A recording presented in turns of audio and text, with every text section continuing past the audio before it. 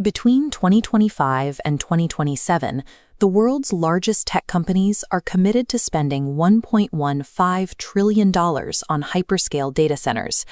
The founders of Google reportedly said they would rather go bankrupt than lose the AI race. That mindset is driving 75% of this capital expenditure directly into AI-specific hardware. Every dollar of that $1.15 trillion assumes the necessary silicon chips will roll off the fabrication lines in Taiwan and South Korea, exactly on schedule. On February 28, 2026, Iranian drone strikes hit Qatar's Ras Laffan industrial complex. The facility immediately declared force majeure, and the Strait of Hormuz closed to Western commercial shipping. Ras Laffan is the source of over a third of the world's helium. In a matter of weeks, 27 to 30% of the total global supply vanished from the market. The largest debt-funded infrastructure build-out in history has an unpriced dependency on a noble gas. Without it, the physical substrate of AI cannot be built. A missile strike on a gas facility in Qatar reaches the GPU clusters training the next generation of AI models through three distinct compounding channels. The first channel is an absolute physical constraint. The semiconductor industry consumes nearly a quarter of the world's helium to manufacture advanced chips, and the supply line has been severed. The second channel is energy. Qatar is the world's second largest exporter of liquefied natural gas. Removing its supply from a tight market triggers extreme surges in the power costs required to run U.S. data centers. The third channel is a geopolitical restructuring of energy markets, where competing nations secure cheaper, insulated power sources for their own tech ecosystems. A weapon didn't need to hit a chip factory to halt the deployment of artificial intelligence. Striking the chemical and energy substrate that feeds the factories achieves the exact same result. To see where the bottleneck forms, we have to track that $450 billion in AI compute spending backward, from the American server racks to the overseas foundries forging the hardware. Advanced AI GPUs require a highly specialized component called high bandwidth memory, or HBM. This specific memory dictates the absolute performance limits of the chip. The manufacturing of this memory is heavily centralized. Two South Korean companies, Samsung and SK Hynix, produce 90% of the global HBM supply. Even before the missiles hit Qatar, this market was operating with zero slack. SK Hynix had already confirmed that their entire 2026 HBM supply was completely sold out. South Korea relies on Qatar for over 70% of its helium. The foundries that hold a near monopoly on the memory required for AI are the exact same foundries most exposed to the Ras Laffan shutdown. The financial panic is already visible in the spot markets. DRAM prices have surged 50% year-to-date, and DDR5 contract pricing has climbed over 100%. The helium shortage is slamming into a supply chain with zero spare capacity. Any slowdown on the fab floor translates instantly into delayed AI deployments. You cannot engineer a workaround for this missing gas. The reason lies deep inside the extreme ultraviolet lithography chambers on the fabrication floor. During manufacturing, silicon wafers are subjected to intense heat. To keep the wafer from melting, fabs blast it with freezing gas to pull heat away.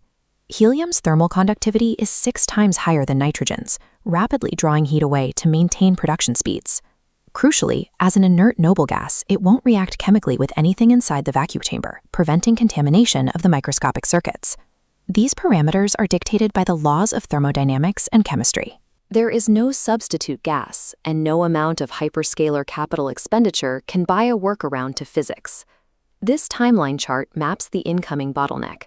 While hyperscalers plan data centers years in advance, semiconductor foundries maintain only 2 to 4 weeks of helium inventory on site. Resupplying those foundries requires moving liquid helium across the ocean in highly specialized ISO containers, cryogenically cooled to -269 degrees Celsius. Right now, 200 of these specialized containers are stranded on cargo ships near the closed Strait of Hormuz. Because the containers can only maintain that extreme temperature for about 48 days, the liquid helium inside them is actively warming and vaporizing into the atmosphere as the ships sit idle. When that supply fails to arrive and the foundries are forced to ration their remaining helium, leak detection drops and cooling efficiency falls. Defect rates will rise, and the yield of viable HBM chips will plummet. The physical countdown started the moment Ras Laffan went offline. A massive contraction in global memory supply is mathematically locked in. Beyond the fabrication floor, this crisis attacks the energy grids powering both the Asian foundries and the American data centers. AI infrastructure planners originally projected a coming supply glut of liquefied natural gas that would keep power costs low. Instead, the shutdown in Qatar sent European LNG prices surging 60% almost overnight. The foundries in Taiwan and South Korea rely heavily on imported, seaborne LNG to keep their facilities running, leaving them completely exposed to maritime disruptions. By contrast, China's tech ecosystem is actively building out a massive, landlocked route for its energy supply, explicitly advancing the Power of Siberia 2 pipeline.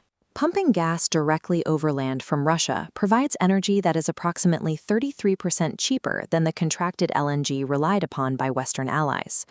The closure of the Strait of Hormuz is a temporary, acute shock for Western tech operations, but it secures a permanent, decade-long structural cost advantage for their competitors.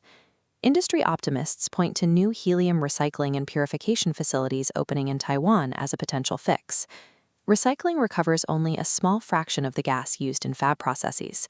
Scaling these new facilities takes months, but the foundry's inventory buffers are measured in weeks. Another false hope is that the United States can simply tap its own domestic reserves to backfill the missing Qatari output. The federal helium reserves have been largely depleted and privatized over the last decade. Domestic production is actually declining, and it is entirely incapable of replacing a sudden 30% drop in global supply. There is no technological workaround and no geopolitical cavalry coming to restock the supply lines before the foundries hit zero in April. Infrastructure planners must rewrite their roadmaps immediately to survive the incoming bottleneck. Technical teams need to audit their hardware supply chains specifically to uncover hidden dependencies on South Korean and Taiwanese fab output. Financial planners must model a minimum 3 to 6 month delay for all GPU and memory deliveries into their deployment schedules. This projection model details the impact. Data center operators must recalculate their total cost of ownership, factoring in a massive spike in natural gas-driven power costs hitting by the second quarter of 2026.